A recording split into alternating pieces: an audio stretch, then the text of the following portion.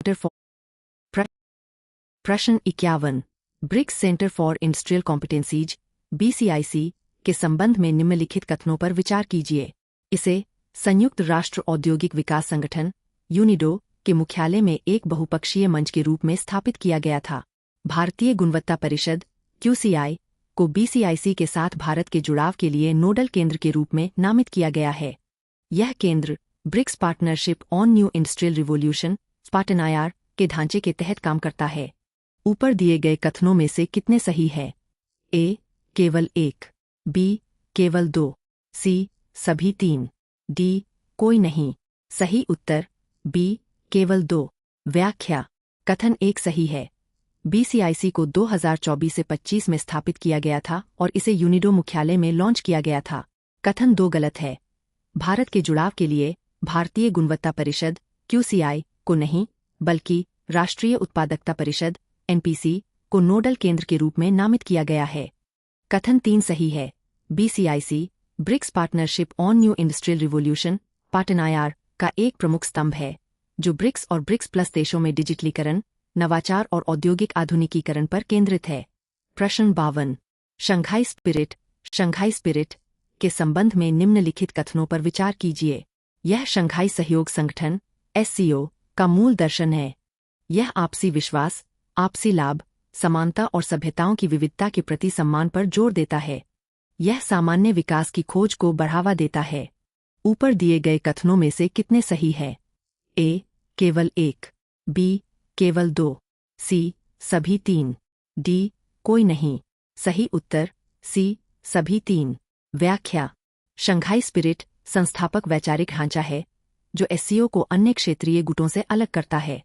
यह आपसी विश्वास, आपसी लाभ और समानता के मूल्यों द्वारा परिभाषित है। यह सभ्यताओं की विविधता के प्रति सम्मान का आह्वान करता है और सामान्य विकास की खोज को बढ़ावा देता है। प्रश्न 53 निम्नलिखित में से कौन से देश शंघाई सहयोग संगठन SCO के सदस्य हैं? Turkmenistan, Islamic Republic of Iran, Republic of Belarus, Republic of Tajikistan, Armenia. नीचे दिए गए कूट का उपयोग करके सही उत्तर चुनिए। A. 1, 2 और 4 केवल, B. 2, 3 और 4 केवल, C. 2, 4 और 5 केवल, D. 1, 3 और 5 केवल। सही उत्तर B. 2, 3 और 4 केवल। व्याख्या वर्तमान में SCO के 10 सदस्य देश हैं। चीन, कजाकिस्तान, किर्गिस्तान, रूस, Tajikistan, Uzbekistan, Bharat, Pakistan, Islamic Republic of Iran 2023 में शामिल और रिपब्लिक ऑफ बेलारूस 2024 में शामिल। तुर्कमेनिस्तान सदस्य नहीं है। यह स्थायी तटस्थता की नीति बनाए रखता है। आर्मेनिया एक संवाद भागीदार डायलॉग पार्टनर है, न कि पूर्ण सदस्य। प्रश्न 54 विश्व व्यापार संगठन WTO के संबंध में निम्नलिखित कथनों पर विचार कीजिए। WTO की स्थापना ब्रेटन वुड्स सम्मेलन के बाद general agreement on tariffs and trade GATT के प्रतिस्थापन के रूप में की गई थी। WTO के भीतर निर्णय आमतौर पर सदस्य देशों के बहुमत वोट द्वारा लिए जाते हैं। WTO की विवाद निपटान प्रणाली के पास अपने व्यापार दायित्वों के उल्लंघन में पाए गए किसी सदस्य देश पर बाध्यकारी प्रतिबंध लगाने का अधिकार है। ऊपर दिए गए कथनों में से कितने गलत हैं? A. केवल 1, B. केवल 2, C. सभी 3, D. कोई नहीं। सही उत्तर B. केवल 2। व्याख्या कथन 1 गलत है। WTO की स्थापना व्यापार वार्ता के उरुग्वे दौर 1986 से 94 के बाद हुई थी, न कि ब्रेटन वुड्स सम्मेलन 1944 के बाद। GATT 1947 में एक अंतरिम समझौते के रूप में बनाया गया था और WTO ने अंततः 1995 में GATT का स्थान लिया। कथन 2 गलत है। WTO आम सहमति कंसेंसस के सिद्धांत पर काम करता है, न कि बहुमत वोटिंग पर। इसका मतलब यह है कि निर्णय तब लिए जाते हैं जब कोई सदस्य देश औपचारिक रूप से आपत्ति नहीं करता है। कथन 3 सही है। विवाद निपटान निकाय DSB WTO का एक मुख्य कार्य है। यदि किसी देश को अपने व्यापार दायित्वों के उल्लंघन में पाया जाता है और वह अपने उपायों में सुधार करने में विफल रहता है, तो DSB शिकायत करने वाले देश को प्रतिशोधात्मक व्यापार प्रतिबंध लगाने के लिए अधिकृत कर सकता है और ये निर्णय बाध्यकारी होते हैं। प्रश्न 55 लोकसभा अध्यक्ष स्पीकर को हटाने के संबंध में निम्नलिखित कथनों पर विचार कीजिए। हटाने का प्रस्ताव केवल महासचिव को कम से कम 14 दिनों का नोटिस देने के बाद ही पेश किया जा सकता है। प्रस्ताव को सदन में उपस्थित और मतदान करने वाले सदस्यों के साधारण बहुमत से पारित किया जाना चाहिए। जब प्रस्ताव विचाराधीन हो तो अध्यक्ष सदन की अध्यक्षता कर सकते हैं, लेकिन पहले उदाहरण में मतदान नहीं कर सकते। हटाने की प्रक्रिया का विवरण संविधान के अनुच्छेद 94 में स्पष्ट रूप से दिया गया है और यह लोकसभा की प्रक्रिया के नियमों द्वारा शासित होती है। ऊपर दिए गए कथनों में से कितने सही है? ए. केवल 1, बी. केवल 2, सी. केवल 3, डी. सभी 4। सही उत्तर बी. केवल 2। व्याख्या। कथन 1 सही है। अनुच्छेद 94 के तहत कम से कम 14 दिनों का लिखित नोटिस अनिवार्य है। यह नोटिस महासचिव को सौंपा जाता है। कथन 4 सही है। इसका संवैधानिक आधार अनुच्छेद 94 सी है, जबकि दानेदार प्रक्रियात्मक चरण लोकसभा नियमों के नियम 200 से 203 में निर्धारित है। कथन 2 गलत है। अध्यक्ष को प्रभावी बहुमत इफेक्टिव मेजॉरिटी द्वारा हटाया जाता है, जिसे संविधान सदन के तत्कालीन सभी सदस्यों के बहुमत के रूप में परिभाषित करता है। कथन 3 गलत है। जब हटाने का प्रस्ताव विचाराधीन होता है तो अध्यक्ष बैठक की अध्यक्षता नहीं कर सकते हैं। हालांकि उनके पास बोलने और कार्यवाही में भाग लेने का अधिकार है और वे पहले उदाहरण में मतदान कर सकते हैं। प्रश्न 56। Official secret act 1923 feet official secrets act 1923 के तहत निषिद्ध स्थानों प्रोहिबिटेड प्लेसेस शब्द मुख्य रूप से निम्नलिखित में से किसे संदर्भित करता है? ए. ऐसे क्षेत्र जहां सांस्कृतिक संरक्षण के लिए विदेशी पर्यटकों का प्रवेश प्रतिबंधित है। बी. अधिसूचित संवेदनशील प्रतिष्ठान जिनमें रक्षा प्रतिष्ठान और सैन्य अवसंरचना शामिल हैं। सी. जैव विविधता हॉटस्पॉट जो पारिस्थितिक पुनर्स्थापन के लिए जनता के लिए बंद हैं। डी. पुरातात्विक स्थल जहां वर्तमान में एएसआई द्वारा खुदाई की जा रही है। सही उत्तर बी. अधिसूचित संवेदनशील प्रतिष्ठान जिनमें रक्षा प्रतिष्ठान और सैन्य अवसंरचना शामिल हैं। व्याख्या। ऑफिशियल सीक्रेट्स एक्ट ओएसए के संदर्भ में निषिद्ध स्थान एक कानूनी पदनाम है जिसके गंभीर निहितार्थ हैं। इसमें सरकार द्वारा संवेदनशील के रूप में अधिसूचित कोई भी स्थल शामिल है, जैसे सैन्य ठिकाने, रक्षा उत्पादन इकाइयां, संचार केंद्र और रणनीतिक अवसंरचना। ओएसए की धारा 3 के तहत किसी दुश्मन की मदद करने के इरादे से ऐसे स्थान तक पहुंचना, उसका निरीक्षण करना या उसका रेखाचित्र स्केच बनाना एक बड़ा आपराधिक अपराध जासूसी है। यह अधिनियम भारत की रणनीतिक संपत्तियों के भौतिक स्थान और लेआउट के बारे में जानकारी के रिसाव को रोकने के लिए डिजाइन किया गया था। संरक्षित वनों या स्मारकों के विपरीत यहाँ प्रतिबंध पूरी तरह से राष्ट्रीय सुरक्षा और राज्य के रहस्यों पर आधारित है। प्रश्न 57। ऑफिशियल सीक्रेट्स एक्ट ओएसए 1923 के संदर्भ में निम्नलिखित कथनों पर विचार कीजिए। यह अधिनियम मुख्य रूप से सरकारी सेवकों पर लागू होता है और निजी व्यक्तियों या विदेश में रहने वाले भारतीय नागरिकों तक इसका अधिकार क्षेत्र विस्तारित नहीं होता है। किसी व्यक्ति पर विदेशी एजेंटों के साथ संचार करने के लिए अधिनियम के तहत मुकदमा चलाया जा सकता है और इस तरह के जुड़ाव को राज्य की सुरक्षा के खिलाफ अपराध के सबूत के रूप में माना जा सकता है। अदालतें किसी भी भारतीय नागरिक द्वारा दायर निजी शिकायत के आधार पर ओएसए के तहत अपराध का संज्ञान ले सकती है। यह अधिनियम अदालत की कार्यवाही से जनता को बाहर रखने की अनुमति देता है यदि सबूतों का खुलासा राज्य की सुरक्षा के लिए प्रतिकूल माना जाता है। ऊपर दिए गए कथनों में से कितने सही है? ए. केवल 1, बी. केवल 2, सी. केवल 3, डी. सभी 4। सही उत्तर बी. केवल 2। व्याख्या। कथन 1 गलत है क्योंकि ओएसए का दायरा बहुत व्यापक है। यह सभी व्यक्तियों पर लागू होता है जिसमें सरकारी सेवक, निजी नागरिक और कंपनियां शामिल हैं। इसमें एक्स्ट्रा टेरिटोरियल क्षेत्राधिकार भी है, जिसका अर्थ है कि यह भारतीय नागरिकों पर तब भी लागू होता है जब वे देश के बाहर हों। कथन 2 सही है क्योंकि अधिनियम की धारा 4 यह निर्धारित करती है कि विदेशी एजेंटों के साथ संपर्क का उपयोग जासूसी या राज्य की अखंडता के लिए खतरों से संबंधित अभियोजन में सबूत के रूप में किया जा सकता है। कथन 3 गलत है क्योंकि अधिनियम की धारा 13 मुकदमों पर प्रतिबंध लगाती है। एक अदालत केवल तभी किसी अपराध का संज्ञान ले सकती है जब शिकायत उपयुक्त सरकार या उसके द्वारा सशक्त किसी अधिकारी द्वारा अधिकृत हो। कथन 4 सही है क्योंकि धारा 14 इन कैमरा कार्यवाही की अनुमति देती है। यदि सबूतों का प्रकाशन राज्य की सुरक्षा को नुकसान पहुंचाने की संभावना है तो अदालत कार्यवाही से जनता को बाहर कर सकती है। प्रश्न 58। भारत में संविधान के अनुच्छेद 3 के तहत किसी राज्य का नाम बदलने की प्रक्रिया के संदर्भ में निम्नलिखित कथनों पर विचार कीजिए। किसी राज्य का नाम बदलने के लिए एक विधेयक संसद के किसी भी सदन में केवल राष्ट्रपति की पूर्व सिफारिश पर ही पेश किया जा सकता है। प्रस्तावित नाम परिवर्तन के संबंध में राज्य विधानमंडल के विचारों को स्वीकार करने के लिए राष्ट्रपति संवैधानिक रूप से बाध्य है। इस तरह के विधेयक को अनुच्छेद 368 के तहत संविधान संशोधन विधेयक माना जाता है और इसके लिए दोनों सदनों में विशेष बहुमत की आवश्यकता होती है। ऊपर दिए गए कथनों में से कितने गलत हैं? ए. केवल 1, बी. केवल 2, सी. सभी 3, डी. कोई नहीं। सही उत्तर बी. केवल 2। व्याख्या। कथन 1 सही है क्योंकि इस उद्देश्य के लिए किसी भी विधेयक को राष्ट्रपति की पूर्व सिफारिश की आवश्यकता होती है। कथन 2 गलत है। संसद और राष्ट्रपति राज्य विधानमंडल के विचारों से बाध्य नहीं है। वह उन्हें स्वीकार या अस्वीकार कर सकती है, भले ही विचार समय पर प्राप्त हो गए हों। कथन 3 गलत है क्योंकि संविधान का अनुच्छेद 4 स्पष्ट रूप से बताता है कि अनुच्छेद 3 के तहत बनाए गए कानूनों को अनुच्छेद 368 के तहत संविधान का संशोधन नहीं माना जाएगा। इन्हें साधारण विधायी प्रक्रिया के माध्यम से साधारण बहुमत से पारित किया जा सकता है। प्रश्न 59। केंद्रीय विद्युत प्राधिकरण (CEA) के संबंध में निम्नलिखित कथनों पर विचार कीजिए। CEA विद्युत क्षेत्र की योजना और तकनीकी नियमों के लिए जिम्मेदार एक वैधानिक निकाय है। CEA के पास सुरक्षा मानदंडों का उल्लंघन करने वाली बिजली वितरण कंपनियों पर जुर्माना लगाने का अधिकार है। CEA बिजली नीति और ग्रिड प्रबंधन पर सरकार को सलाह देता है। ऊपर दिए गए कथनों में से कितने गलत हैं? ए.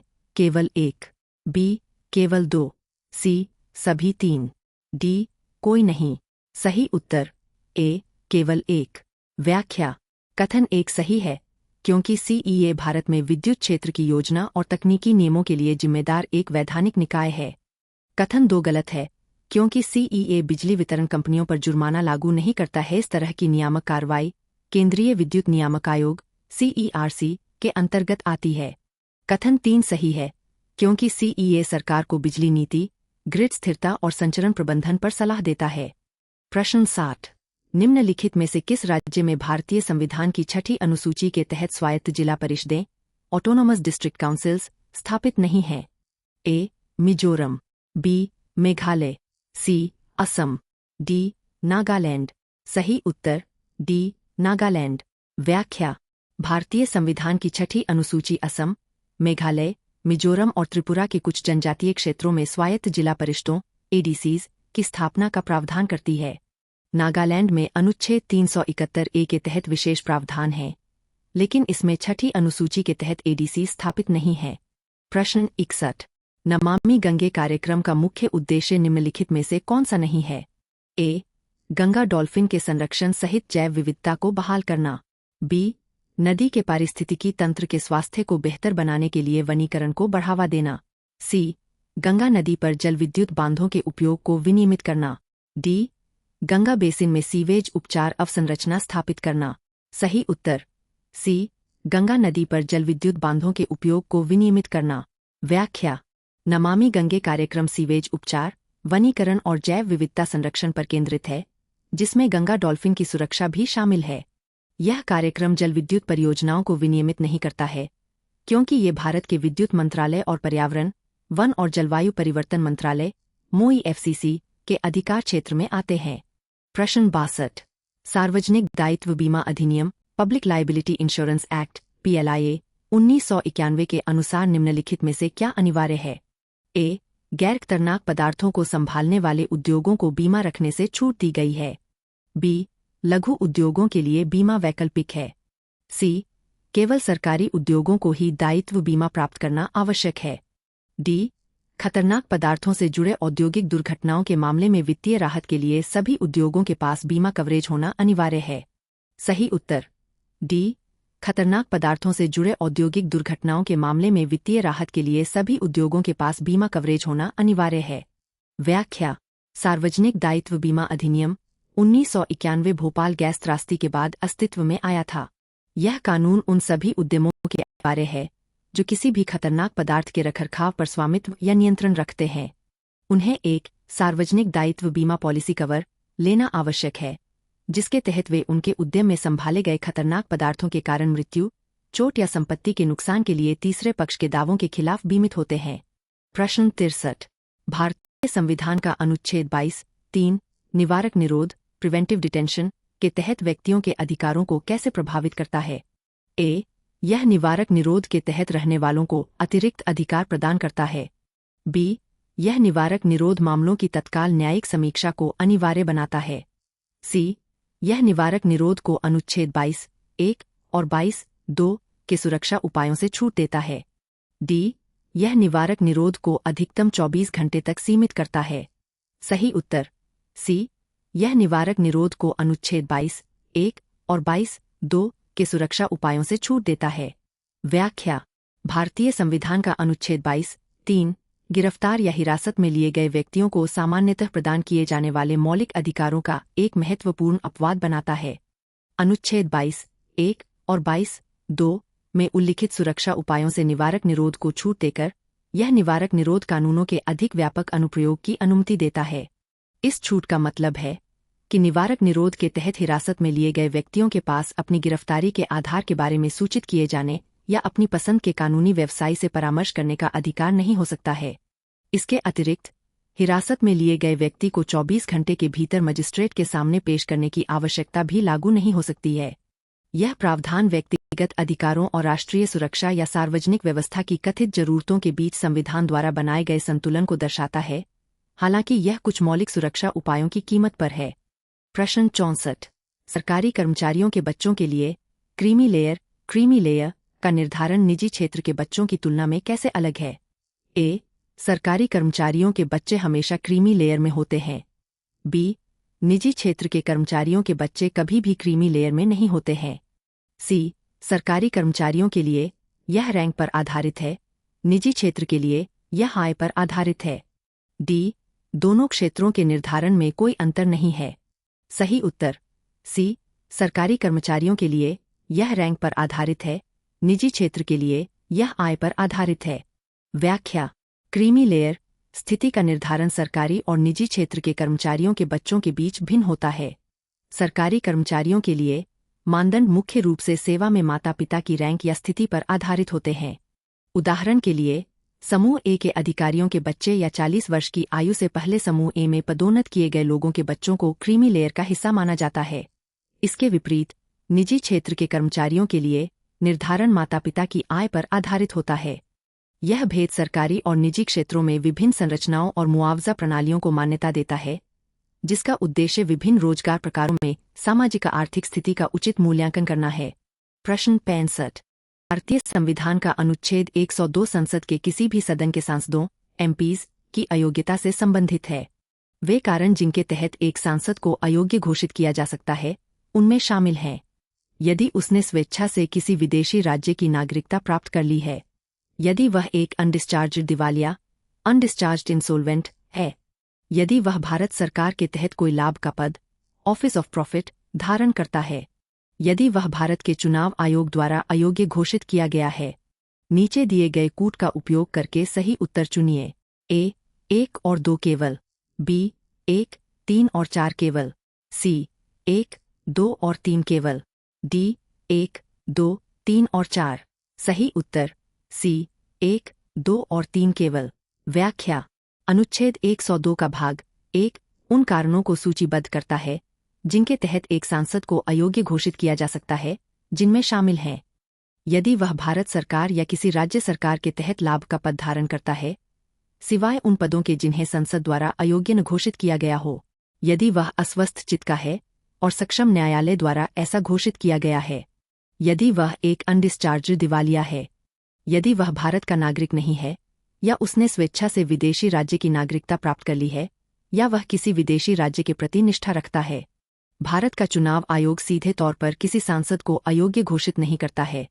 यह अयोग्यता कानून या संविधान के प्रावधानों के तहत होती है। प्रश्न 66।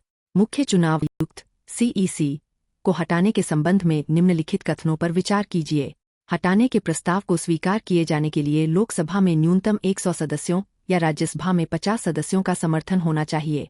राष्ट्रपति के पास CEC को हटाने के संबंध में संसद की सलाह को अस्वीकार करने की विवेकाधीन शक्ति डिस्क्रेशनरी पावर है। प्रस्ताव पर मतदान से पहले एक स्वतंत्र जांच समिति द्वारा सिद्ध कदाचार या अक्षमता, प्रूव्ड मिसबिहेवियर और इनकैपेसिटी स्थापित की जानी चाहिए। ऊपर दिए गए कथनों में से कौन से सही है? ए. केवल 1 और 2, बी. 1, 2 और 3, सी. केवल 2 और 3, डी. केवल 1 और 3। सही उत्तर डी. केवल 1 और 3। व्याख्या: कथन 1 सही है।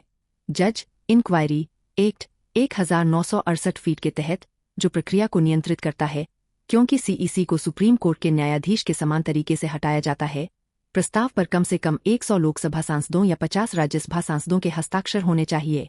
कथन 2 गलत है। राष्ट्रपति संसद के संबोधन पर कार्य करते हैं। यदि दोनों सदन आवश्यक विशेष बहुमत के साथ प्रस्ताव पारित करते हैं, तो राष्ट्रपति को निष्कासन आदेश जारी करना ही होगा। इसमें कोई व्यक्तिगत विवेक शामिल नहीं है। कथन 3 सही है। आरोपों की जांच के लिए एक 3 सदस्यीय जांच समिति, जिसमें एक सुप्रीम कोर्ट के न्यायाधीश, एक हाई कोर्ट के मुख्य न्यायाधीश और एक प्रतिष्ठित न्यायविद शामिल होते हैं, का होना आवश्यक है। यदि उन्हें कोई आधार नहीं मिलता है, तो प्रस्ताव आगे नहीं बढ़ सकता है। प्रश्न 67। मुख्य चुनाव आयुक्त सीईसी को हटाने के संबंध में निम्नलिखित कथनों पर विचार कीजिए। कथन आए, सीईसी को केवल लोकसभा में शुरू की गई महाभियोग प्रक्रिया के माध्यम से हटाया जा सकता है। कथन 2, सीईसी को हटाने के आधार वही है जो सुप्रीम कोर्ट के न्यायाधीश के लिए हैं। कथन 3, हटाने के प्रस्ताव को पारित करने के लिए संसद के दोनों सदनों के विशेष बहुमत की आवश्यकता होती है। ऊपर दिए गए कथनों में से कितने सही है? ए. केवल 1, बी. केवल 2, सी. सभी 3, डी. कोई नहीं। सही उत्तर बी. केवल 2। व्याख्या: कथन आई गलत है। हालांकि प्रक्रिया महाभियोग के समान है, संविधान सुप्रीम कोर्ट के न्यायाधीश के समान तरीके और समान आधार पर वाक्यांश का उपयोग करता है। इसके अलावा प्रस्ताव संसद के किसी भी सदन में पेश किया जा सकता है, न कि केवल लोकसभा में। कथन 2 सही है। अनुच्छेद 324(5) के तहत सीईसी को कार्यकाल की सुरक्षा प्रदान की गई है। हटाने के आधार विशेष रूप से सिद्ध कदाचार या अक्षमता है, जो अनुच्छेद 124(4) के तहत सुप्रीम कोर्ट के न्यायाधीशों के लिए निर्धारित आधारों के समान है। कथन 3 सही है। हटाने के लिए विशेष बहुमत की आवश्यकता होती है। सदन की कुल सदस्यता का बहुमत और प्रत्येक सदन में उपस्थित और मतदान करने वाले सदस्यों का 2/3 से कम नहीं होना चाहिए। प्रश्न 68। राष्ट्रीय अनुसूचित जनजाति आयोग (NCST) के संबंध में निम्नलिखित कथनों पर विचार कीजिए। यह मूल रूप से अनुसूचित जातियों और अनुसूचित जनजातियों दोनों के लिए एक संयुक्त आयोग का हिस्सा था। आयोग के पास अनुसूचित जनजातियों के सामाजिक आर्थिक विकास की योजना प्रक्रिया में भाग लेने और सलाह देने की शक्ति है। अध्यक्ष और सदस्यों की नियुक्ति भारत के प्रधानमंत्री द्वारा की जाती है। ऊपर दिए गए कथनों में से कितने सही है? ए. केवल 1, बी. केवल 2, सी. सभी 3, डी. कोई नहीं। सही उत्तर बी. केवल 2। व्याख्या: कथन 1 सही है। 89वें संवैधानिक संशोधन अधिनियम 2003 ने तत्कालीन संयुक्त राष्ट्रीय अनुसूचित जाति एवं अनुसूचित जनजाति आयोग को विभाजित कर दिया था। इसके परिणामस्वरूप अनुच्छेद 338(a) के तहत एक अलग NCST का निर्माण हुआ, जो 2004 में कार्यात्मक हो गया। कथन 2 सही है। यह NCST का एक मुख्य संवैधानिक जनादेश है कि वह अनुसूचित जनजातियों के लिए विकास कार्यक्रमों की योजना और मूल्यांकन में शामिल हो। कथन 3 गलत है। संविधान के अनुसार भारत के राष्ट्रपति प्रधानमंत्री नहीं, अपने हस्ताक्षर और मुहर के तहत वारंट द्वारा आयोग के अध्यक्ष, उपाध्यक्ष और 3 सदस्यों की नियुक्ति करते हैं। यह आयोग की स्वतंत्र संवैधानिक स्थिति सुनिश्चित करता है। प्रश्न 69। 2023 के अधिनियम के अनुसार मुख्य चुनाव आयुक्त CEC की नियुक्ति के लिए सही प्रक्रिया निम्नलिखित में से कौन सी है? ए. भारत के मुख्य न्यायाधीश की एकमात्र सलाह पर राष्ट्रपति द्वारा नियुक्ति। बी. अनिवार्य सार्वजनिक सुनवाई और संसदीय अनुमोदन के बाद राष्ट्रपति नियुक्ति। सी. प्रधानमंत्री, भारत के मुख्य न्यायाधीश और लोकसभा अध्यक्ष से युक्त कॉलेजियम द्वारा नियुक्ति। डी. प्रधानमंत्री, लोकसभा में विपक्ष के नेता और एक केंद्रीय कैबिनेट मंत्री से युक्त समिति की सिफारिश के आधार पर राष्ट्रपति द्वारा नियुक्ति। सही उत्तर डी. प्रधानमंत्री, लोकसभा में विपक्ष के नेता और एक केंद्रीय कैबिनेट मंत्री से युक्त समिति की सिफारिश के आधार पर राष्ट्रपति द्वारा नियुक्ति। व्याख्या: मुख्य चुनाव आयुक्त CEC और अन्य चुनाव आयुक्तों ECs की नियुक्ति प्रक्रिया को मुख्य चुनाव आयुक्त और अन्य चुनाव आयुक्त, नियुक्ति, सेवा की शर्तें और कार्यालय की अवधि, अधिनियम 2023 फीट द्वारा औपचारिक रूप दिया गया है। इस अधिनियम के अनुसार भारत के राष्ट्रपति 3 सदस्यीय चयन समिति की सिफारिशों के आधार पर नियुक्ति करते हैं। इस समिति में शामिल हैं प्रधानमंत्री, जो अध्यक्ष के रूप में कार्य करते हैं, लोकसभा में विपक्ष के नेता या सबसे बड़े विपक्षी दल के नेता, प्रधानमंत्री द्वारा नामित एक केंद्रीय कैबिनेट मंत्री। प्रश्न 70। संसद की विशेषाधिकार समिति, प्रिविलेजेस कमिटी, के संबंध में निम्नलिखित कथनों पर विचार कीजिए। कथन आई। समिति विधायी संस्था की गरिमा और अधिकार की रक्षा के लिए एक अर्धन्यायिक, क्वासी जुडिशियल निकाय के रूप में कार्य करती है। कथन 2। इसके पास बयान दर्ज करने और प्रासंगिक दस्तावेजों की मांग करने के लिए सदस्यों और बाहरी लोगों दोनों को समन करने की शक्ति है। कथन 3। यह अवधारणा ब्रिटिश संसदीय परंपराओं में निहित है, जिसे मूल रूप से हाउस ऑफ कॉमन्स को सम्राट से बचाने के लिए विकसित किया गया था। उपर्युक्त कथनों के संबंध में निम्नलिखित में से कौन सा सही है? ए, कथन 2 और कथन 3 दोनों सही है और वे दोनों कथन आई की व्याख्या करते हैं। बी, कथन 2 और कथन 3 दोनों सही है, लेकिन उनमें से केवल एक ही कथन आई की व्याख्या करता है। सी, कथनों 2 और 3 में से केवल एक सही है और वह कथन आई की व्याख्या करता है। डी, न तो कथन 2 और न ही कथन 3 सही है। सही उत्तर ए, कथन 2 और कथन 3 दोनों सही है और वे दोनों कथन आई की व्याख्या करते हैं। व्याख्या। कथन आई सही है क्योंकि समिति की भूमिका अर्धन्यायिक है। यह विशेषाधिकार के उल्लंघन की जांच करती है और सदन की गरिमा बनाए रखने के लिए कार्रवाई की सिफारिश करती है। कथन 2 सही है और यह व्याख्या करता है कि यह एक अर्धन्यायिक निकाय के रूप में कैसे कार्य करती है, न्यायालय के समान शक्तियों का प्रयोग करके, जैसे व्यक्तियों को समन करना और साक्ष्य एकत्र करना। कथन 3 भी सही है और यह समिति के अस्तित्व और इसके अर्धन्यायिक स्वरूप के कारण की व्याख्या करता ही यह बाहरी हस्तक्षेप, विशेष रूप से ब्रिटिश संदर्भ में सम्राट से सांसदों को बचाने के लिए ऐतिहासिक रूप से आवश्यक था। चूंकि इसकी कार्यात्मक शक्तियां समन करना और इसकी ऐतिहासिक उत्पत्ति हस्तक्षेप से सुरक्षा, विधायी गरिमा के रक्षक के रूप में इसकी स्थिति की नींव है, इसलिए दोनों कथन आई की व्याख्या करते हैं। प्रश्न 71। भारत में जीआई पंजीकरण द्वारा प्रदान किए गए संरक्षण के बारे में निम्नलिखित कथनों पर विचार कीजिए। जीआई टैग पंजीकृत भौगोलिक क्षेत्र के बाहर के व्यक्तियों या संस्थाओं द्वारा अनधिकृत उपयोग के खिलाफ उत्पादों की रक्षा करने में मदद करता है। जीआई पंजीकरण उनके मूल से जुड़े उत्पादों की विपणन क्षमता को बढ़ाकर निर्यात को बढ़ावा देने में मदद करता है। जीआई टैग को भौगोलिक क्षेत्र के बाहर के अन्य उत्पादकों को हस्तांतरित या सौंपा जा सकता है। ऊपर दिए गए कथनों में से कौन से सही है? ए, केवल 1 और 2। बी, केवल 1 और 3। सी, केवल 2 और 3। डी, 1, 2 और 3। सही उत्तर ए, केवल 1 और 2। व्याख्या। कथन 1 सही है क्योंकि जीआई टैग निर्दिष्ट भौगोलिक क्षेत्र के बाहर के व्यक्तियों या उत्पादकों द्वारा अनधिकृत उपयोग से उत्पादों की रक्षा करने में मदद करता है, जिससे उत्पाद की विशिष्ट पहचान और प्रतिष्ठा बनी रहती है। कथन 2 सही है क्योंकि जीआई टैग उत्पादों को गुणवत्ता और विशिष्टता के लिए ज्ञात एक विशिष्ट मूल से जोड़कर उनकी विपणन क्षमता और निर्यात क्षमता को बढ़ाता है। कथन 3 गलत है क्योंकि जीआई टैग को परिभाषित भौगोलिक क्षेत्र के बाहर के अन्य उत्पादकों को हस्तांतरित या सौंपा नहीं जा सकता है। जीआई उत्पादन के स्थान और उस क्षेत्र से जुड़ी गुणवत्ता से जुड़े होते हैं। प्रश्न 72। भारत के मुख्य चुनाव आयुक्त सीईसी के संदर्भ में निम्नलिखित कथनों पर विचार कीजिए। सीईसी को एक 3 सदस्यीय समिति की सिफारिश पर प्रधानमंत्री द्वारा पद से हटाया जा सकता है। सीईसी को हटाने के आधार भारत के राष्ट्रपति को हटाने के आधार के समान हैं।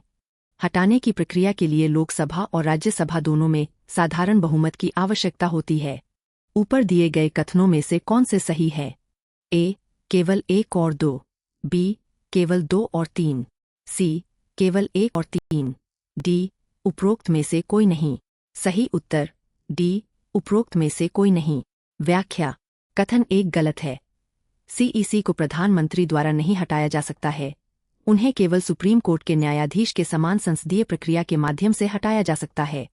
कथन 2 गलत है। अनुच्छेद 324(5) के अनुसार सीईसी को सुप्रीम कोर्ट के न्यायाधीश के समान आधार पर हटाया जा सकता है, जो कि सिद्ध कदाचार या अक्षमता है।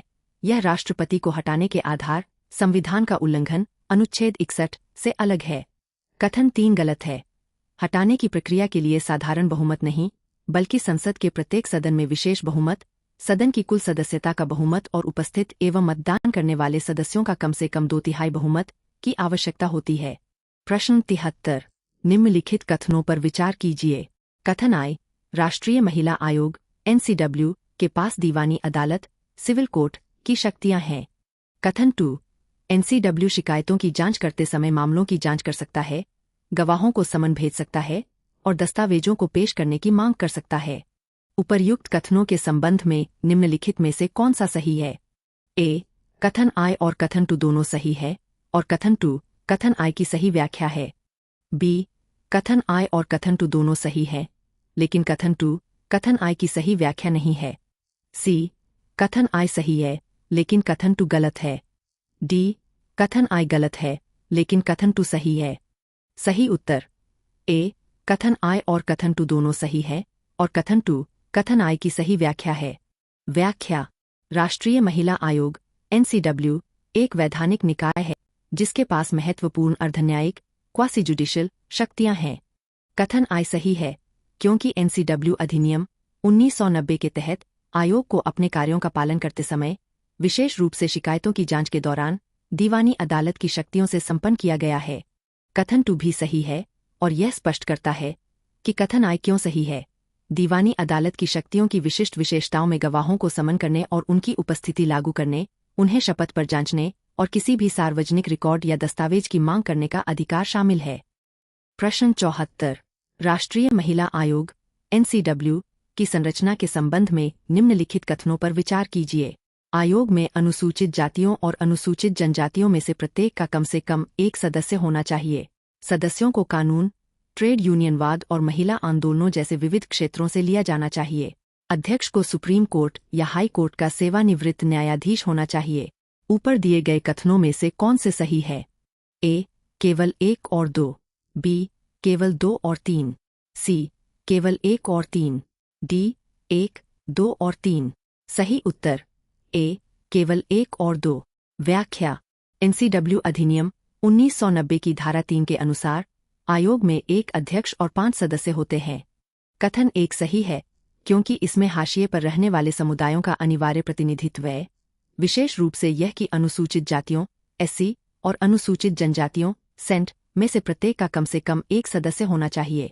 कथन 2 सही है क्योंकि 5 सदस्यों का चयन कानून, प्रशासन, शिक्षा, स्वास्थ्य, समाज कल्याण या महिला आंदोलनों जैसे क्षेत्रों में अनुभव रखने वाले सक्षम और ईमानदार व्यक्तियों में से किया जाता है। कथन 3 गलत है क्योंकि अधिनियम यह अनिवार्य नहीं करता है कि अध्यक्ष एक सेवानिवृत्त न्यायाधीश हो, बल्कि वे महिलाओं के कल्याण के प्रति प्रतिबद्ध व्यक्ति होने चाहिए जिन्हें केंद्र सरकार द्वारा नामित किया जाता है। प्रश्न 75। निम्नलिखित कथनों पर विचार कीजिए। कथन: विशेषाधिकार नोटिस, प्रिविलेज नोटिस, किसी अन्य सदस्य या बाहरी व्यक्ति के खिलाफ किसी भी संसद सदस्य MP द्वारा लाया जा सकता है। कथन 2। संसदीय विशेषाधिकारों का उद्देश्य यह सुनिश्चित करना है कि सदस्य बिना किसी बाधा या धमकी के अपने कर्तव्यों का पालन कर सके। उपर्युक्त कथनों के संबंध में निम्नलिखित में से कौन सा सही है? ए, कथन आय और कथन 2 दोनों सही है और कथन 2 कथन आय की सही व्याख्या है। बी, कथन आय और कथन 2 दोनों सही है, लेकिन कथन 2 कथन आय की सही व्याख्या नहीं है। सी, कथन आय सही है, लेकिन कथन 2 गलत है। डी, कथन आय गलत है, लेकिन कथन 2 सही है। सही उत्तर ए, कथन आय और कथन 2 दोनों सही है और कथन 2 कथन आय की सही व्याख्या है। व्याख्या। कथन आय सही है। कोई भी सांसद पीठासीन अधिकारी, अध्यक्ष या सभापति को लिखित नोटिस दे सकता है जिसमें विशेषाधिकार हनन या सदन की अवमानना का आरोप हो। यह नोटिस किसी अन्य सदस्य या बाहरी व्यक्ति, जैसे पत्रकार या अधिकारी, के खिलाफ उन कृत्यों के लिए दिया जा सकता है जो सदन की गरिमा को कम करते हैं। कथन 2 सही है। इन विशेषाधिकारों का उद्देश्य एक सुरक्षित वातावरण प्रदान करना है जहां विधायक स्वतंत्र रूप से बोल और मतदान कर सके। इन सुरक्षा उपायों के बिना सदस्यों को कानूनी उत्पीड़न या शारीरिक धमकी का सामना करना पड़ सकता है जो उनके संवैधानिक कर्तव्यों में बाधा डालेगा। कथन 2 कथन आय की व्याख्या करता है क्योंकि विशेषाधिकार नोटिस लाने का अधिकार वह प्रक्रियात्मक तंत्र है जिसके माध्यम से ये आवश्यक सुरक्षा उपाय लागू किए जाते हैं। यदि कोई सदस्य महसूस करता है कि कोई कार्रवाई उनकी कार्य करने की क्षमता को कमजोर करती है, तो वे संसदीय जांच शुरू करने के लिए इस नोटिस का उपयोग करते हैं। प्रश्न 76। इलेक्ट्रॉनिक वोटिंग मशीनों (ईवीएम्स) में voter verifiable paper audit trail (VVPAT) सुविधा के संबंध में निम्नलिखित कथनों पर विचार कीजिए। वीवीपीएटी मतदाता द्वारा चुने गए उम्मीदवार के नाम वाली एक मुद्रित पर्ची प्रदान करता है। मुद्रित पर्ची को मतदाता द्वारा भविष्य के संदर्भ के लिए रखा जा सकता है। वीवीपीएटी का उपयोग इलेक्ट्रॉनिक वोट को सत्यापित करने के लिए एक ऑडिट तंत्र के रूप में किया जाता है। वीवीपीएटी को पारदर्शिता बढ़ाने और ईवीएम की सटीकता के बारे में संदेह कम करने के लिए पेश किया गया था। उपर्युक्त में से कौन से कथन सही है? ए. केवल 1 और 2। बी. केवल 1, 3 और 4। सी. केवल 1, 2 और 3। डी. 1, 2, 3 और 4। सही उत्तर बी. केवल 1, 3 और 4। व्याख्या: वीवीपीएटी उम्मीदवार के नाम वाली एक मुद्रित पर्ची प्रदान करता है जो सीलबंद डिब्बे में गिरने से पहले कुछ सेकंड के लिए मतदाता को दिखाई देती है। यह इलेक्ट्रॉनिक वोट की सटीकता की जांच करने के लिए एक ऑडिट ट्रेल के रूप में कार्य करता है, जिससे पारदर्शिता बढ़ती है। कथन 2 गलत है, क्योंकि मतदाता पर्ची को अपने पास नहीं रख सकता है। इसे चुनाव अधिकारियों द्वारा ऑडिटिंग उद्देश्यों के लिए संग्रहीत किया जाता है। प्रश्न 77। नागरिकता 1955 फीट के बारे में निम्नलिखित कथनों पर विचार कीजिए। यह अधिनियम दोहरी नागरिकता की अनुमति नहीं देता है और भारत की एकल नागरिकता की नीति को बनाए रखता है। नागरिकता जन्म, वंश, पंजीकरण या प्राकृतिकरण नेचुरलाइजेशन के माध्यम से प्राप्त की जा सकती है और भारतीय नागरिकों से विवाहित लोगों के लिए विशेष प्रावधान है। यह अधिनियम नागरिकता के निरसन रिवोकेशन का प्रावधान करता है यदि कोई व्यक्ति किसी अन्य देश की नागरिकता प्राप्त कर लेता है। उपर्युक्त कथनों में से कितने सही है? ए. केवल 1। बी. केवल 2। सी. सभी 3। डी. कोई नहीं। सही उत्तर सी. सभी 3। व्याख्या: नागरिकता अधिनियम 1955 एकल नागरिकता के सिद्धांत को समाहित करता है, जिसका अर्थ है कि भारतीय नागरिक दोहरी राष्ट्रीयता नहीं रख सकते हैं। यह अधिनियम जन्म, वंश, पंजीकरण या प्राकृतिकरण के माध्यम से नागरिकता प्राप्त करने की अनुमति देता है। भारतीय नागरिकों से विवाहित लोगों के लिए पंजीकरण का प्रावधान है, बशर्ते वे कुछ निवास और कानूनी आवश्यकताओं को पूरा करते हों। यदि कोई व्यक्ति स्वेच्छा से किसी अन्य देश की नागरिकता प्राप्त कर लेता है, तो यह अधिनियम भारतीय नागरिकता के निरसन का प्रावधान करता है, जिससे भारतीय राष्ट्रीयता की विशिष्टता बनी रहती है। प्रश्न 78। भारत के मुख्य न्यायाधीश (सीजेआई) के कार्यकाल और कार्यों के संबंध में निम्नलिखित कथनों पर विचार कीजिए। सीजेआई के पास मामलों के बैकलॉग को संभालने के लिए सुप्रीम कोर्ट के तदर्थ एड हॉक न्यायाधीश के रूप में किसी भी हाई कोर्ट के न्यायाधीश को नियुक्त करने का विवेकाधिकार है। सीजेआई सुप्रीम कोर्ट में मामलों के आवंटन और पीठों बेंचेस के गठन के लिए जिम्मेदार है। सेवानिवृत्ति के बाद हितों के टकराव से बचने के लिए एक पूर्व सीजेआई को भारत सरकार के तहत किसी भी पद पर नियुक्त नहीं किया जा सकता है। ऊपर दिए गए कथनों में से कौन से सही है? ए. केवल 2। बी. केवल 1 और 2। सी. केवल 2 और 3। डी. 1, 2 और 3। सही उत्तर ए. केवल 2। व्याख्या: कथन 1 गलत है। हालांकि सीजेआई के पास प्रशासनिक अधिकार है, लेकिन तदर्थ न्यायाधीशों की नियुक्ति पूरी तरह से सीजेआई के विवेकाधिकार पर नहीं होती है। इसके लिए संविधान के अनुच्छेद 127 के तहत परामर्श और विशिष्ट प्रक्रियाओं की आवश्यकता होती है। कथन 2 सही है। सीजेआई सुप्रीम कोर्ट के कामकाज में महत्वपूर्ण भूमिका निभाता है, जिसमें मामलों का आवंटन और पीठों का गठन शामिल है, जो अदालत की दक्षता और न्याय वितरण को प्रभावित करता है। कथन 3 गलत है।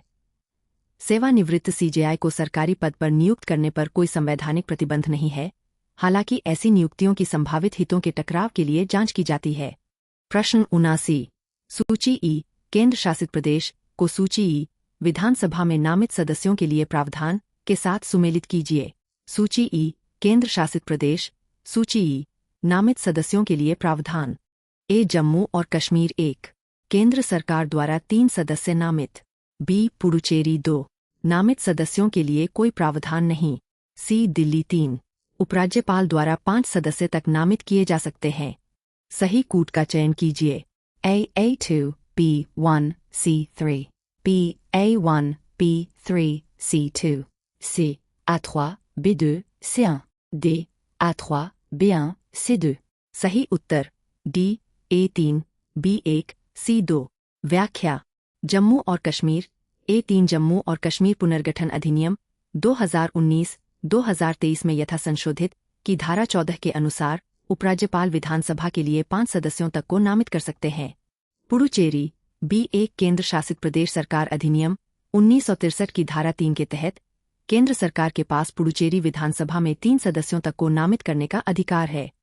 दिल्ली C2 दिल्ली के लिए राष्ट्रीय राजधानी क्षेत्र सरकार GNCTD अधिनियम 1991 के तहत नामित सदस्यों के लिए कोई प्रावधान नहीं है। विधानसभा पूरी तरह से 70 निर्वाचित सदस्यों से बनी है। प्रश्न 80 राष्ट्रीय महिला आयोग NCW के संदर्भ में निम्नलिखित कथनों पर विचार कीजिए। यह 73वें संविधान संशोधन अधिनियम के तहत स्थापित एक संवैधानिक निकाय है। आयोग के पास उन जेलों और रिमांड होमों का निरीक्षण करने की शक्ति है जहां महिलाओं को हिरासत में रखा जाता है।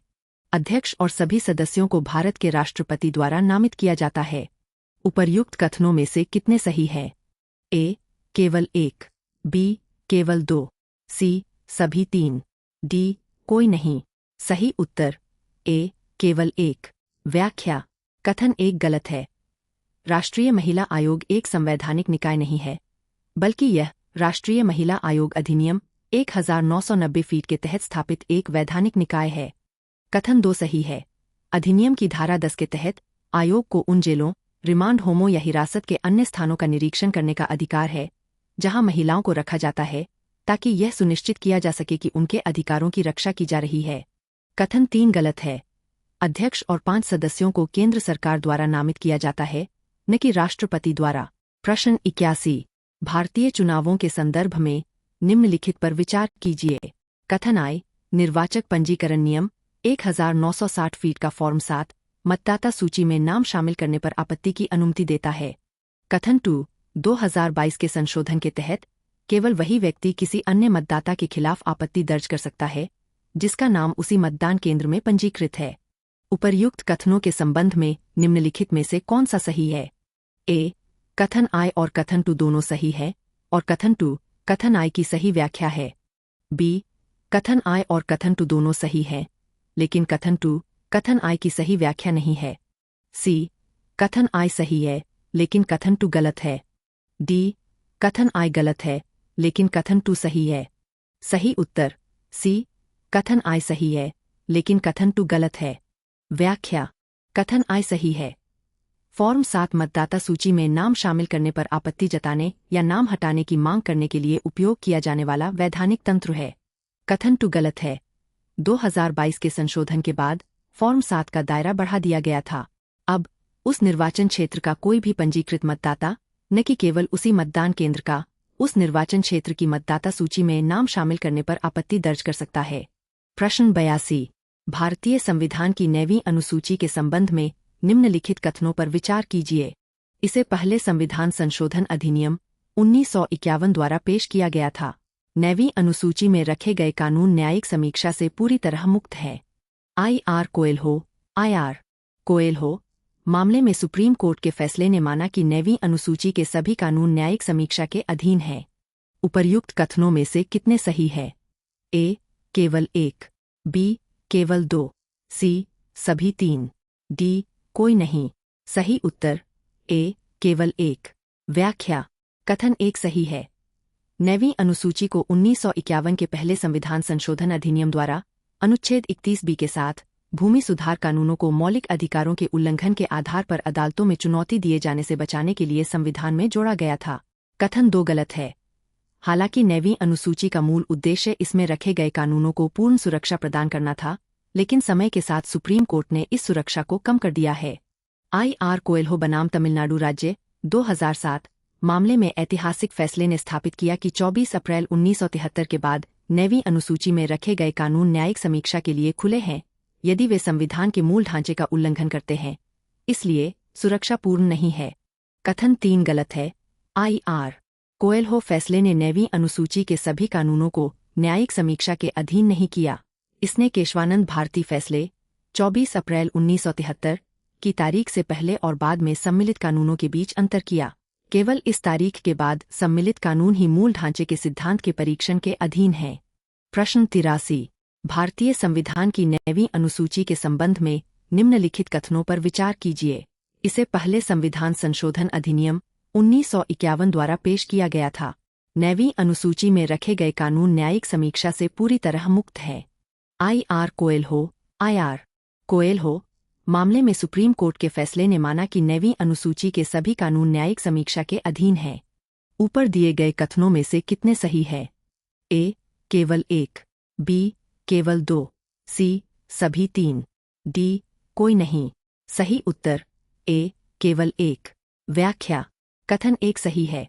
9वीं अनुसूची को 1951 के पहले संविधान संशोधन अधिनियम द्वारा अनुच्छेद 31B के साथ भूमि सुधार कानूनों को मौलिक अधिकारों के उल्लंघन के आधार पर अदालतों में चुनौती दिए जाने से बचाने के लिए संविधान में जोड़ा गया था। कथन 2 गलत है।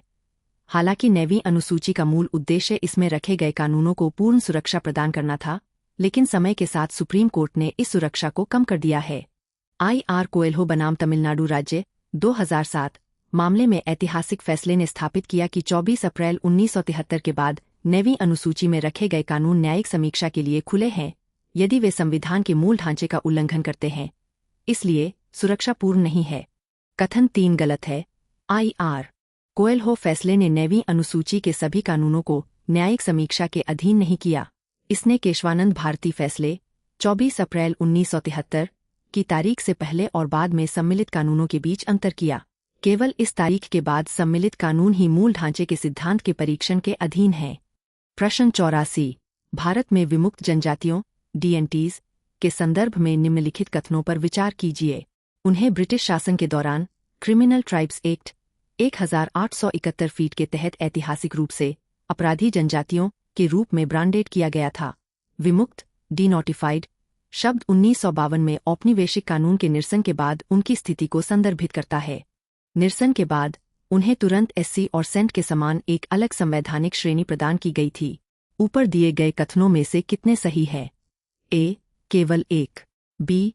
केवल 2, सी. सभी 3, डी. कोई नहीं। सही उत्तर बी. केवल 2। व्याख्या: कथन 1 सही है। ब्रिटिश औपनिवेशिक सरकार ने क्रिमिनल ट्राइब्स एक्ट 1871 फीट लागू किया, जिसने पूरे समुदायों को जन्मजात अपराधी घोषित कर दिया, जिससे उन्हें निरंतर निगरानी और प्रतिबंधित आवाजाही का सामना करना पड़ा। कथन 2 सही है। स्वतंत्रता के बाद भारत सरकार ने 1952 में इस कठोर कानून को निरस्त कर दिया और इन जनजातियों को अपराधी जनजातियों की सूची से विमुक्त डिनोटिफाइड कर दिया गया। कथन 3 गलत है। एक अलग संवैधानिक श्रेणी के बजाय DNTs को अक्सर मौजूदा SC, सेंट या OBC सूचियों में शामिल कर लिया गया। इससे राजनीतिक गलत वर्गीकरण पॉलिटिकल मिसक्लासिफिकेशन की स्थिति पैदा हुई है, क्योंकि वे अक्सर उन श्रेणियों के भीतर अधिक उन्नत समूहों के साथ लाभ के लिए प्रतिस्पर्धा नहीं कर पाते हैं। प्रश्न 85 निम्नलिखित कथनों पर विचार कीजिए। कथन I भारत का चुनाव आयोग ECI प्रशासनिक, अर्धन्यायिक और सलाहकार शक्तियों का प्रयोग करता है। कथन 2 आदर्श आचार संहिता का प्रवर्तन और निर्वाचन क्षेत्रों का परिसीमन ECI के अर्धन्यायिक कार्यों का हिस्सा है। कथन 3 संसद के सदस्यों की अयोग्यता के मामलों पर राष्ट्रपति को सलाह देना ECI का एक प्रमुख सलाहकार कार्य है। उपर्युक्त कथनों के संबंध में निम्नलिखित में से कौन सा सही है? ए. कथन 2 और कथन 3 दोनों सही है और वे दोनों कथन I की व्याख्या करते हैं। बी. कथन 2 और कथन 3 दोनों सही है, लेकिन उनमें से केवल एक ही कथन I की व्याख्या करता है। सी. कथनों 2 और 3 में से केवल एक सही है और वह कथन I की व्याख्या करता है। डी. न तो कथन 2 और न ही कथन 3 सही है। सही उत्तर सी. कथनों 2 और 3 में से केवल एक सही है और वह कथन I की व्याख्या करता है। व्याख्या: कथन I सही है। यह ECI की शक्तियों का एक सही और व्यापक सारांश प्रदान करता है। यह प्रशासनिक, अर्धन्यायिक और सलाहकार क्षमताओं में कार्य करता है। कथन 2 गलत है। आदर्श आचार संहिता का प्रवर्तन और निर्वाचन क्षेत्रों का परिसीमन प्रशासनिक कार्य है, अर्धन्यायिक नहीं। अर्धन्यायिक कार्यों में विवादों को निपटाना शामिल है, जैसे कि राजनीतिक दलों के गुटों के बीच विवाद। कथन 3 सही है। अयोग्यता के मामलों पर राष्ट्रपति, सांसदों के मामले में या राज्यपाल, विधायकों के मामले में को सलाह देना ECI का एक महत्वपूर्ण सलाहकार कार्य है। यह सलाह बाध्यकारी होती है, इसलिए केवल कथन 3 सही उदाहरण है जो कथन I के एक घटक की व्याख्या करता है। प्रश्न 86 सुप्रीम कोर्ट ने हाल ही में पेन्नैयार नदी जल विवाद के लिए एक न्यायाधिकरण ट्राइब्यूनल के गठन का निर्देश दिया है। संविधान का कौन सा प्रावधान एक राज्य को ऐसे अंतर्राज्यीय विवादों के लिए सुप्रीम कोर्ट में वाद सूट दायर करने की अनुमति देता है? ए. अनुच्छेद 123, बी. अनुच्छेद 131, सी. अनुच्छेद 262, डी. अनुच्छेद 356। सही उत्तर बी. अनुच्छेद 131। व्याख्या। अनुच्छेद 131 सुप्रीम कोर्ट का मूल क्षेत्राधिकार ओरिजिनल जुरिस्डिक्शन प्रदान करता है, जो इसे भारत सरकार और एक या अधिक राज्यों के बीच या दो या अधिक राज्यों के बीच विवादों को सुनने की अनुमति देता है। इसे अनुच्छेद 262 से अलग करना आवश्यक है, जो विशेष रूप से अंतर्राज्यीय नदियों के जल से संबंधित विवादों के न्याय निर्णय से संबंधित है। अनुच्छेद 262 के तहत संसद ने अंतर्राज्यीय नदी जल विवाद अधिनियम 1956 फीट बनाया है, जो विशिष्ट न्यायाधिकरणों के निर्माण की अनुमति देता है। अनुच्छेद 123 अध्यादेश जारी करने की राष्ट्रपति की शक्ति से संबंधित है और अनुच्छेद 356 राष्ट्रपति शासन से संबंधित है। प्रश्न 87। राष्ट्रपति अभिभाषण पर धन्यवाद प्रस्ताव मोशन ऑफ थैंक्स के संबंध में निम्नलिखित कथनों पर विचार कीजिए। कथन आई। राष्ट्रपति के अभिभाषण पर धन्यवाद प्रस्ताव को केवल एक औपचारिक घटना के बजाय नीतिगत बहस पॉलिसी डिबेट माना जाता है। कथन 2। लोकसभा में धन्यवाद प्रस्ताव पारित करने में विफलता को मंत्रिपरिषद में विश्वास की कमी के रूप में देखा जाता है। कथन 3। प्रधानमंत्री पारंपरिक रूप से मतदान के लिए रखे जाने से पहले धन्यवाद प्रस्ताव पर हुई बहस का उत्तर देते हैं। उपर्युक्त कथनों के संबंध में निम्नलिखित में से कौन सा सही है? ए. कथन 2 और कथन 3 दोनों सही है और वे दोनों कथन आई की व्याख्या करते हैं। बी. कथन 2 और कथन 3 दोनों सही हैं, लेकिन उनमें से केवल एक ही कथन आई की व्याख्या करता है। सी. कथनों 2 और 3 में से केवल एक सही है और वह कथन आई की व्याख्या करता है। डी. न तो कथन 2 और नहीं कथन 3 सही है। सही उत्तर ए. कथन 2 और कथन 3 दोनों सही है और वे दोनों कथन आई की व्याख्या करते हैं। व्याख्या। कथन आई सही है क्योंकि धन्यवाद प्रस्ताव हर साल सदन के लिए सरकार के प्रदर्शन और भविष्य के लक्ष्यों की जांच करने का पहला प्रमुख अवसर होता है। कथन 2 सही है चूंकि अभिभाषण सरकारी नीति का एक विवरण है, इसलिए लोकप्रिय रूप से निर्वाचित लोकसभा द्वारा इसे अस्वीकार करना अविश्वास प्रस्ताव के बराबर है, जिससे सरकार का इस्तीफा आवश्यक हो जाता है। यह जवाबदेही तंत्र ही अभिभाषण को एक औपचारिकता से बदलकर एक उच्च स्तरीय नीतिगत बहस में बदल देता है। कथन 3 सही है। प्रधानमंत्री का उत्तर चर्चा के दौरान उठाए गए बिंदुओं के लिए सरकार के अंतिम बचाव और स्पष्टीकरण के रूप में कार्य करता है। कथन 2 और 3 दोनों मिलकर कथन आई की व्याख्या करते हैं, क्योंकि हार का गंभीर परिणाम कथन 2 और सरकार के प्रमुख द्वारा उच्च स्तरीय प्रतिक्रिया कथन 3 ही इस प्रस्ताव को इसके राजनीतिक और नीतिगत महत्व से ओतप्रोत करते हैं। इनके बिना यह केवल एक औपचारिकता होती। प्रश्न 88। भारतीय संसद में राष्ट्रपति के अभिभाषण धन्यवाद प्रस्ताव मोशन ऑफ थैंक्स के संबंध में निम्नलिखित कथनों पर विचार कीजिए। राष्ट्रपति का अभिभाषण संसद के प्रत्येक सत्र की शुरुआत में अनुच्छेद 87(1) के तहत एक संवैधानिक आवश्यकता है। धन्यवाद प्रस्ताव संसद को सरकार की नीतियों और कार्यक्रमों पर चर्चा करने का अवसर प्रदान करता है। यदि लोकसभा में धन्यवाद प्रस्ताव पराजित हो जाता है, तो यह सरकार की हार के बराबर होता है। राज्यसभा में पारित धन्यवाद प्रस्ताव में कोई भी संशोधन प्रधानमंत्री के तत्काल इस्तीफे की मांग करता है। ऊपर दिए गए कथनों में से कितने सही है? ए. केवल 1, बी. केवल 2, सी. केवल 3, डी. सभी 4। सही उत्तर बी. केवल 2। व्याख्या। कथन 1 गलत है। अनुच्छेद 87(1) के तहत विशेष अभिभाषण केवल प्रत्येक आम चुनाव के बाद पहले सत्र की शुरुआत में और प्रत्येक वर्ष के पहले सत्र बजट सत्र की शुरुआत में अनिवार्य है, न कि प्रत्येक सत्र में। कथन 2 सही है। धन्यवाद प्रस्ताव पर बहस व्यापक होती है, जो सदस्यों को अभिभाषण में प्रस्तुत सरकार के रोड मैप की आलोचना या समर्थन करने की अनुमति देती है। कथन 3 सही है। चूंकि अभिभाषण मंत्रिपरिषद द्वारा तैयार किया जाता है, इसलिए धन्यवाद प्रस्ताव का पारित होना विश्वास मत के रूप में देखा जाता है। लोकसभा में इसकी हार का मतलब है कि सरकार ने बहुमत खो दिया है, जिससे उसका पतन हो जाता है। कथन 4 गलत है। राज्यसभा में संशोधन पारित किए गए हैं, हाल ही में 2015 और 2016 में। चूंकि सरकार राज्यसभा के प्रति सामूहिक रूप से उत्तरदायी नहीं है, इसलिए ऐसे संशोधन सदन की असहमति व्यक्त करते हैं, लेकिन प्रधानमंत्री के इस्तीफे की आवश्यकता नहीं होती है। प्रश्न 89। भारतीय चुनाव आयोग (ECI) के संबंध में निम्नलिखित कथनों पर विचार कीजिए। ईसीआई संसद के एक अधिनियम द्वारा स्थापित एक वैधानिक निकाय है। मुख्य चुनाव आयुक्त सीईसी और अन्य चुनाव आयुक्तों की नियुक्ति भारत के राष्ट्रपति द्वारा की जाती है और वे 5 वर्ष या 65 वर्ष की आयु तक जो भी पहले हो पद धारण करते हैं। ईसीआई के पास मान्यता प्राप्त राजनीतिक दलों के विभाजन और विलय से संबंधित विवादों को सुलझाने के लिए अर्धन्यायिक शक्तियां हैं। ऊपर दिए गए कथनों में से कौन से सही है? ए. केवल 3, बी. केवल 1 और 3, सी. केवल 2 और 3, डी. 1, 2 और 3। सही उत्तर ए. केवल 3। व्याख्या: कथन 1 गलत है। भारत का चुनाव आयोग एक संवैधानिक निकाय है, वैधानिक नहीं। यह भारत के संविधान के अनुच्छेद 324 के तहत स्थापित है। कथन 2 गलत है। मुख्य चुनाव आयुक्त सीईसी और अन्य चुनाव आयुक्तों का कार्यकाल 6 वर्ष या 65 वर्ष की आयु तक होता है, जो भी पहले हो, न कि 5 वर्ष। कथन 3 सही है। ईसीआई के पास अर्धन्यायिक कार्य हैं, जिनमें मान्यता प्राप्त राजनीतिक दलों के विभाजन और विलय से संबंधित विवादों को सुलझाना और उन्हें प्रतीक आवंटित करना शामिल है। प्रश्न 90। भारतीय स्वतंत्रता संग्राम के संदर्भ में निम्नलिखित युग्मों पर विचार कीजिए। संगठन घटना संबंधित नेता। 1. Hindustan Republican association Ram Prasad Bismil. 2. लाहौर षड्यंत्र 1928 चंद्रशेखर आजाद। 3. असहयोग आंदोलन चंद्रशेखर सीताराम तिवारी। उपर्युक्त में से कितने युग्म सही सुमेलित हैं? ए. केवल 1, बी. केवल 2, सी. सभी 3, डी. कोई नहीं। सही उत्तर सी. सभी 3। व्याख्या: युग्म 1 सही है। चंद्रशेखर आजाद ने राम प्रसाद बिस्मिल के नेतृत्व में हिंदुस्तान रिपब्लिकन एसोसिएशन एचआरए में शामिल हुए थे।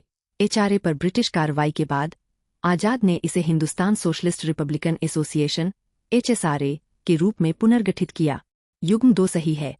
आजाद ने भगत सिंह और राजगुरु के साथ मिलकर लाला लाजपत राय की मौत का बदला लेने के लिए लाहौर षड्यंत्र में जॉन सॉन्डर्स की हत्या को अंजाम दिया।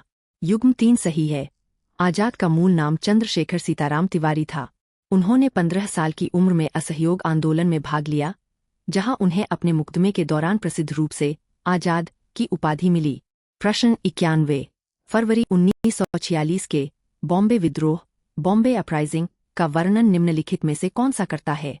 ए. बॉम्बे प्रेसिडेंसी में जमींदारी व्यवस्था के खिलाफ एक किसान विद्रोह। बी. रॉलेट एक्ट के खिलाफ बॉम्बे के कपड़ा मिल श्रमिकों द्वारा एक विरोध प्रदर्शन। सी. रॉयल इंडियन एयरफोर्स RIAF के भारतीय सदस्यों द्वारा एक हड़ताल। डी. हड़ताल करने वाले नौसैनिक रेटिंग नवल रेटिंग्स के समर्थन में श्रमिकों और नागरिकों द्वारा एक जनविरोध। सही उत्तर डी. हड़ताल करने वाले नौसैनिक रेटिंग नवल रेटिंग्स के समर्थन में श्रमिकों और नागरिकों द्वारा एक जनविरोध। व्याख्या: बॉम्बे विद्रोह शब्द विशेष रूप से उस बड़े पैमाने पर नागरिक भागीदारी को संदर्भित करता है जो RIN हड़ताल के बाद हुई थी। 21 और 22 फरवरी 1946 को बॉम्बे में पूरी तरह से शटडाउन देखा गया। कपड़ा मिलों और अन्य कारखानों के 200,000 से अधिक श्रमिकों ने नौसैनिक रेटिंग के समर्थन में बाहर आकर प्रदर्शन किया। यह केवल एक सैन्य विद्रोह नहीं था, यह एक शहरी विद्रोह बन गया। अंग्रेजों ने भारी बल के साथ प्रतिक्रिया दी और कामाठीपुरा तथा मदनपुरा के मिल जिलों में सैनिकों और टैंकों को तैनात किया। इसके परिणाम स्वरूप हुई सड़क की लड़ाइयों में लगभग 200 मौतें हुईं और 1000 से अधिक लोग घायल हुए। यह घटना महत्वपूर्ण है क्योंकि इसने दिखाया कि ब्रिटिश विरोधी भावना उस बिंदु पर पहुंच गई थी जहां नागरिक आबादी बॉयज इन ब्लू नौसैनिक रेटिंग का समर्थन करने के लिए लाइव फायर का सामना करने को तैयार थी। यह ब्रिटिश शासन के अंतिम वर्षों में सामूहिक प्रतिरोध के सबसे शक्तिशाली उदाहरणों में से एक बना हुआ है। प्रश्न 92। निम्नलिखित आंदोलनों को सरदार वल्लभ भाई पटेल के संबंधित योगदानों के साथ सुमेलित कीजिए। आंदोलन सरदार पटेल का योगदान। 1. खेड़ा सत्याग्रह। 1. खादी को बढ़ावा देने के लिए महत्वपूर्ण धनराशि जुटाई। बी. बारदोली सत्याग्रह। 2. सफल नेतृत्व के लिए सरदार की उपाधि प्राप्त की। सी. भारत छोड़ो आंदोलन। 3. ब्रिटिश नमक कानूनों के खिलाफ जन विरोध का आह्वान किया। डी. असहयोग आंदोलन। 4. अकाल के दौरान कर वसूली के खिलाफ किसानों का समर्थन किया। सही कूट का चयन कीजिए। A. A2, B4, C1, D3. B. A4, B2, C1, D3. C. A4, B3, C2, D1. D. A4, B2, C3, D1. सही उत्तर D A4, B2, C3, D1। व्याख्या। खेड़ा सत्याग्रह।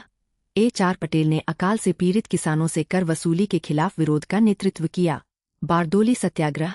B2 यहाँ पटेल ने अनुचित राजस्व निर्धारणों का सफलतापूर्वक विरोध करने के बाद सरदार की उपाधि अर्जित की। भारत छोड़ो आंदोलन। C3 इस दौरान उन्होंने व्यापक विरोध का आह्वान किया, जो स्वतंत्रता के प्रति उनकी प्रतिबद्धता को दर्शाता है। असहयोग आंदोलन। D1 उन्होंने लोगों को लामबंद करने, धनराशि जुटाने और खादी को बढ़ावा देने में महत्वपूर्ण भूमिका निभाई, जो आर्थिक आत्मनिर्भरता और ब्रिटिश वस्तुओं के प्रतिरोध के प्रति उनके समर्थन को रेखांकित करता है। प्रश्न 93। भारतीय जनजातीय इतिहास और संस्कृति के संदर्भ में निम्नलिखित में से किसे लोकप्रिय रूप से गुरु गोमके महान शिक्षक के रूप में सम्मानित किया जाता है? A. Birsa Munda, B. Sidhu Murmu, C. Raghunath Murmu, D. Kanhu Murmu. सही उत्तर C. रघुनाथ मुर्मू। व्याख्या। पंडित रघुनाथ मुर्मू ओल चिकी लिपि के दूरदर्शी हैं, जिसे 1925 में बनाया गया था। उन्हें संथाल समुदाय द्वारा उनकी भाषाई और सांस्कृतिक पहचान में दिए गए अपार योगदान के सम्मान में गुरु गोमके महान शिक्षक की उपाधि से सम्मानित किया गया था। बिरसा मुंडा जैसे अन्य जनजातीय नेताओं के विपरीत, जिन्होंने ब्रिटिश शासन के खिलाफ राजनीतिक आंदोलनों का नेतृत्व किया, रघुनाथ मुर्मू की क्रांति साहित्यिक और सांस्कृतिक थी। उन्होंने संथाली भाषा के लिए ध्वन्यात्मक रूप से उपयुक्त लिपि का आविष्कार करके समुदाय को अपनी समृद्ध मौखिक परंपराओं और लोक कथाओं को प्रलेखित करने के लिए सशक्त बनाया। हिदू सेरेना, हिदू सेरीना जैसे नाटकों और कविताओं सहित उनके काम ने आधुनिक संथाली साहित्य की नींव रखी। प्रश्न 94। महर्षि दयानंद सरस्वती के संबंध में निम्नलिखित कथनों पर विचार कीजिए। उन्होंने हिंदू समाज को मूल वैदिक भावना में वापस लाने के प्राथमिक उद्देश्य के साथ आर्य समाज की स्थापना की। उनका सबसे प्रभावशाली साहित्यिक कार्य सत्यार्थ प्रकाश तर्कसंगत सुधार पर जोर देता है और मूर्ति पूजा का विरोध करता है। उन्होंने योग्यता आधारित सामाजिक व्यवस्था की वकालत की और महिला शिक्षा के मुखर समर्थक थे। उपर्युक्त में से कौन से कथन सही हैं? A. केवल 1 और 2, B. केवल 2 और 3, C. केवल 1 और 3, D. 1, 2 और 3। सही उत्तर D. 1, 2 और 3। व्याख्या। कथन 1 सही है। दयानंद सरस्वती ने 1875 में आर्य समाज की स्थापना इस उद्देश्य से की थी कि वे उस चीज को पुनर्जीवित कर सके जिसे वे प्राचीन वैदिक परंपरा मानते थे। उन्होंने हिंदू प्रथाओं में बाद के परिवर्धन को अस्वीकार कर दिया और वेदों के अधिकार की ओर लौटने की वकालत की। कथन 2 सही है। उनका मौलिक कार्य सत्यार्थ प्रकाश उनके सुधारवादी विचारों को प्रस्तुत करता है। यह तर्कसंगत जांच एकेश्वरवाद पर जोर देता है और मूर्ति पूजा, कर्मकांड और जन्म के आधार पर जाति भेदभाव जैसी सामाजिक बुराइयों की कड़ी आलोचना करता है। कथन 3 सही है। उन्होंने योग्यता आधारित वर्ण व्यवस्था का समर्थन किया जो वंशानुक्रम के बजाय गुणों और कार्यों द्वारा निर्धारित होती थी। उन्होंने महिला शिक्षा का भी समर्थन किया और बाल विवाह, विधवाओं की बलि, सती प्रथा और अन्य प्रतिगामी प्रथाओं का विरोध किया। प्रश्न 95। बंगाली महिला क्रांतिकारियों के संबंध में निम्नलिखित सेटों पर विचार कीजिए। क्रांतिकारी प्राथमिक कार्रवाई योगदान की प्रकृति। 1. बीना दास गवर्नर स्टेनली जैक्सन की हत्या का प्रयास बौद्धिक और सशस्त्र विरोध। 2. कमला दास गुप्ता चटगांव शस्त्रागार छापे में भाग लिया गुप्त प्रतिरोध और रसद लॉजिस्टिक्स। 3. मातंगिनी हाजरा तामलुक में भारत छोड़ो आंदोलन के जुलूस का नेतृत्व किया जमीनी स्तर पर लामबंदी ग्रास रूट्स मोबिलाइजेशन। ऊपर दिए गए कितने सेट सही सुमेलित हैं? A. केवल 1, B. केवल 2, C. सभी 3, D. कोई नहीं। सही उत्तर B. केवल 2। व्याख्या। सेट 1 सही सुमेलित है। बीना दास का अपने दीक्षांत समारोह में गवर्नर स्टेनली जैक्सन की हत्या का प्रयास सशस्त्र विरोध का एक सीधा कार्य था। यह उनके बौद्धिक प्रतिरोध से पूरक था, जैसे कि खादी पहनना और प्रतिबंधित पुस्तकों के बारे में लिखना, जो उन्हें प्रतिरोध के दोनों रूपों का प्रतीक बनाता है। सेट 2 गलत सुमेलित है। हालांकि कमला दास गुप्ता जुगंतर समूह की एक प्रमुख सदस्य थीं, जो गुप्त प्रतिरोध और हथियारों की तस्करी जैसी रसद में शामिल थीं, लेकिन चटगांव शस्त्रागार छापा मुख्य रूप से कल्पना दत्त और सूर्य सेन से जुड़ा है। कमला दास गुप्ता की भूमिका अलग थी, जो भूमिगत नेटवर्क बनाए रखने पर केंद्रित थी। सेट 3 सही सुमेलित है।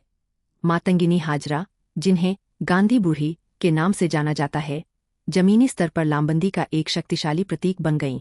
गोली मारे जाने तक राष्ट्रीय ध्वज थामे हुए भारत छोड़ो आंदोलन के जुलूस का उनका नेतृत्व स्वतंत्रता संग्राम में लोकप्रिय गैर कुलीन भागीदारी का उदाहरण है। प्रश्न 96।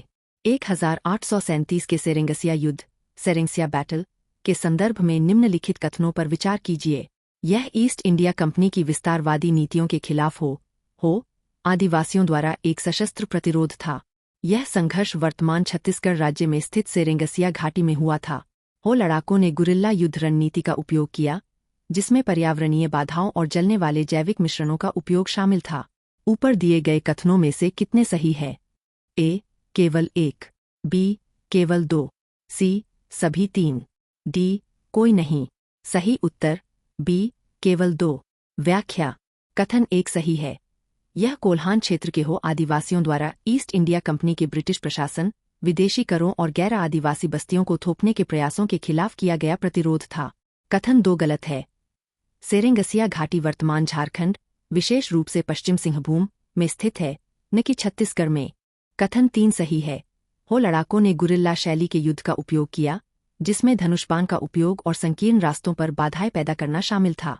उन्होंने ब्रिटिश सेना को रोकने के लिए राख और मिर्च पाउडर के साथ मिश्रित गाय के गोबर को जलाने जैसे अभिनव तरीकों का भी उपयोग किया। प्रश्न 97। काकोरी ट्रेन डकैती के संबंध में निम्नलिखित कथनों पर विचार कीजिए। यह कार्रवाई Hindustan socialist Republican association (HSRA) के सदस्यों द्वारा अपनी गतिविधियों के लिए धन जुटाने हेतु की गई थी। इस घटना के परिणामस्वरूप चंद्रशेखर आजाद सहित सभी प्रमुख प्रतिभागियों को पकड़ लिया गया और उन्हें फांसी दे दी गई। यह डकैती सहारनपुर और लखनऊ के बीच ब्रिटिश सरकारी खजाना ले जा रही एक ट्रेन में हुई थी। ऊपर दिए गए कथनों में से कितने गलत है? ए. केवल 1, बी. केवल 2, सी. सभी 3, डी. कोई नहीं। सही उत्तर बी. केवल 2। व्याख्या। कथन 1 गलत है। यह डकैती 9 अगस्त 1925 को हिंदुस्तान रिपब्लिकन एसोसिएशन (HRA) के सदस्यों द्वारा की गई थी। इस संगठन को बाद में 1928 में भगत सिंह जैसे नेताओं के नेतृत्व में पुनर्गठित किया गया और Hindustan socialist Republican association (HSRA) का नाम दिया गया।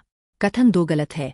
हालांकि राम प्रसाद बिस्मिल, अशफाक उल्ला खान, राजेंद्र लाहिड़ी और रोशन सिंह जैसे प्रमुख लोगों को पकड़ लिया गया और फांसी दे दी गई, लेकिन चंद्रशेखर आजाद सफलतापूर्वक गिरफ्तारी से बच निकले। उन्होंने 1931 में अपनी मृत्यु तक कई वर्षों तक अपनी क्रांतिकारी गतिविधियां जारी रखीं।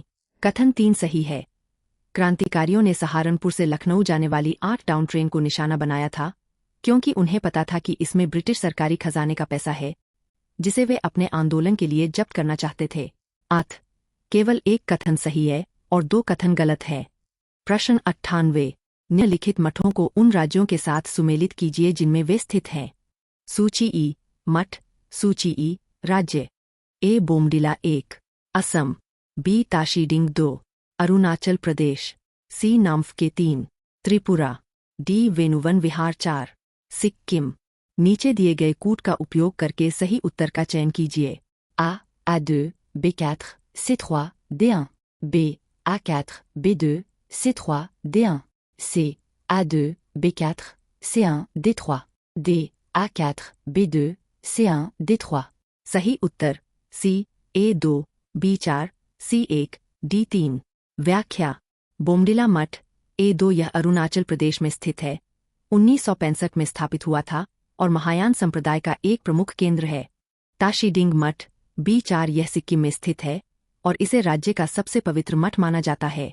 नामफके मठ C1 यह असम में डिब्रूगढ़ के पास स्थित है, ताइफाके समुदाय से संबंधित है और थेरवाद परंपरा का प्रतिनिधित्व करता है। वेनुवन विहार D3 यह त्रिपुरा में अगरतला में स्थित है और इसमें म्यांमार की बुद्ध प्रतिमा है, जो स्थानीय बौद्ध समुदाय के लिए एक केंद्र के रूप में कार्य करता है। प्रश्न 99। निम्नलिखित मठों को उन राज्यों के साथ सुमेलित कीजिए जिनमें वे स्थित हैं। सूची ई मठ, सूची ई राज्य। ए. बोमडिला 1, असम, बी. ताशीडिंग 2, अरुणाचल प्रदेश, सी. नाम्फके 3, त्रिपुरा, डी. वेनुवन विहार 4, सिक्किम। नीचे दिए गए कूट का उपयोग करके सही उत्तर का चयन कीजिए। A. A2, B4, C3, D1, B. A4, B2, C3, D1, C. A2, B4, C1, D3, D.